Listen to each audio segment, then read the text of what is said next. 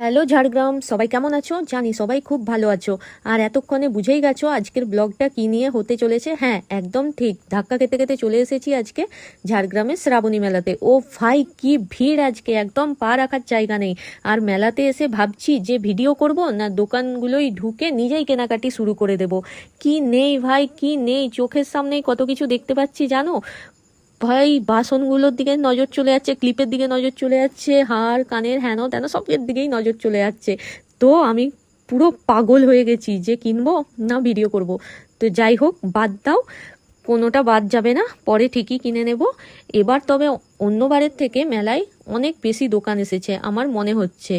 হাঁপিয়ে যাচ্ছি ভাই, ঘুরতে ঘুরতে হাঁপিয়ে যাচ্ছি। মেলা তো বেশ জমে উঠেছে। আর আমার চোখ পড়ে গেল এই ফুলগুলোতে, সিরিয়াসলি ভীষণ ভালো লাগছিল, কিন্তু ওই যে বাজেট কম তাই কিনতে পারলাম না। এই ফুলটা কিন্তু আমার ভীষণ ভালো লেগেছে, যদি কেউ পারো গিফট করো, আমি অবশ্যই নির্লজ্জের মতো নিয়ে নেব, ঠিক আছে?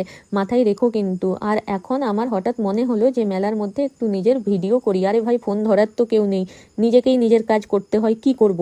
আর হাঁটতে হাঁটতে পৌঁছে গেলাম নাগরদোল্লার ওখানে। এখানে এসে কিন্তু অনেক রকম কাণ্ড দেখা যায়, থাক আর সেগুলো নিয়ে আলোচনা করলাম না, যে যার মেলা দেখো আর বাড়ি যাও। আমি তো নাগরদোল্লার এখানে এসেছি দেখতে, দেখতে মানে নাগরদোল্লাই দেখতে। আর এই জন্মে তো আমার ওঠা হলো না, মানে সাহস নেই ওঠার। এর পরের জন্মে কে জানে কি হয়, ভেবে দেখতে হবে।